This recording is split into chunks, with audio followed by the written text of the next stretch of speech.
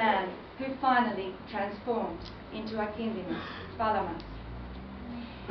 We are encouraged to be enthusiastic about our pursuits. Today the word enthusiast is dispensed with a positive meaning, identifying the person who is active with interest, the aficionado, the devotee, the ardent lover, the optimist. Enthusiasm is supposed to be this absorbing emotion that drives human beings to achieve great things. But Dr. Johnson once had given it another meaning, a meaning closer to the original Greek meaning.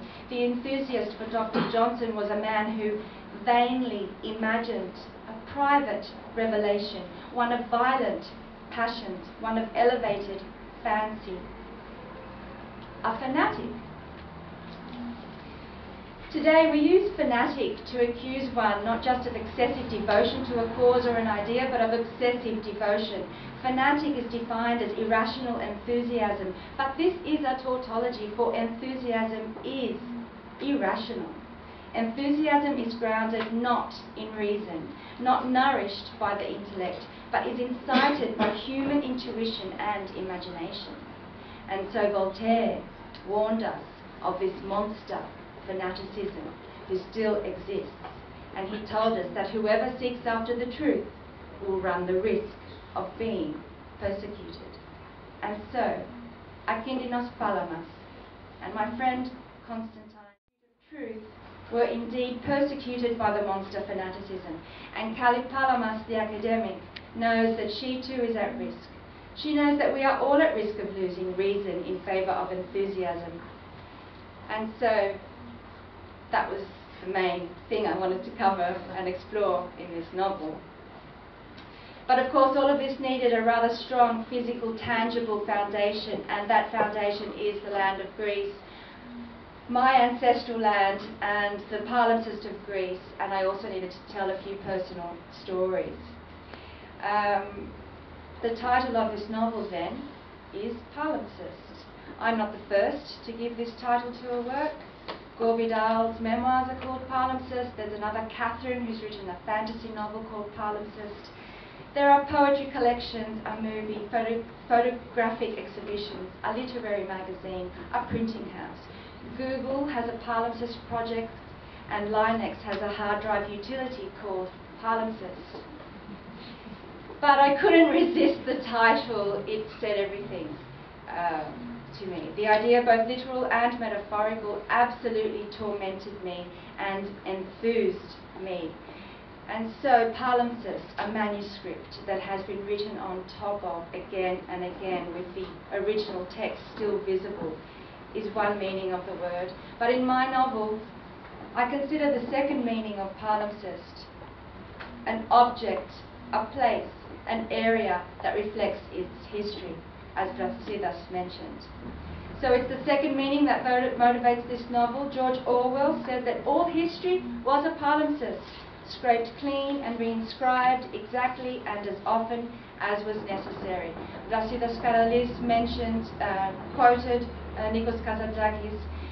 And now it's time for me to thank Brasidas because I read his book, Nikos Kazantzakis and the Palimpsest of History, while I was living in a real palimpsest in Greece.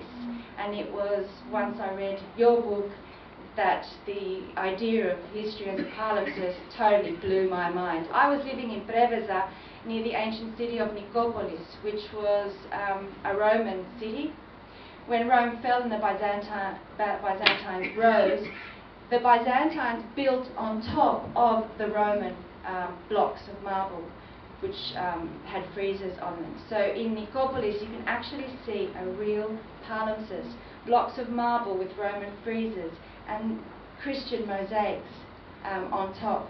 So already you've got two layers, the Byzantine and the Roman, right there near Preveza in Greece.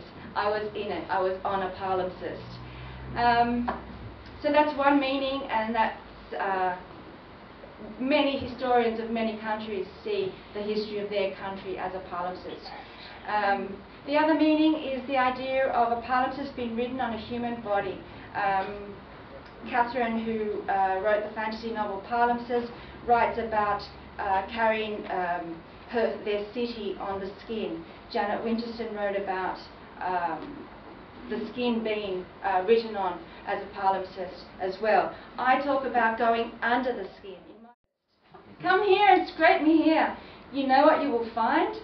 You will find some colocotrones. Scratch me, scrape me here. You'll find fragments of Alexander. And here, scratch me here, he'd say, pointing to his temple. Here you'll find Zelodotus. Maybe my idea of the human palimpsest is more akin to Thomas de Quincey's idea of the human brain as a palimpsest.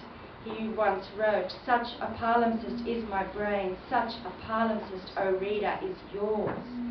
Everlasting layers of ideas, images, feelings have fallen upon your brain softly as light. Each succession has seemed to bury all that went before, and yet, in reality, not one has been extinguished. So I, Kali, Akindinos, we all love this layering of history on our ancestral lands, and also this layering of everything within our own bodies and minds. We love how each layer is added and subtracted, affirmed or rejected, revealed or hidden. And so, finally, as I near the end of, and as you've all already guessed, my novel is also a palimpsest, for while writing this new text, I have called upon so many previous ideas and images and feelings that had fallen softly on my brain.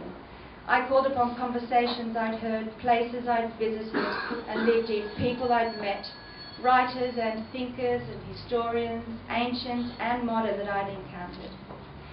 And so now, I must thank, which I also do, I have to thank my parents. I want to say their names last, so they can linger and be remembered. Christos and Alexandra Koromilas. Thank you.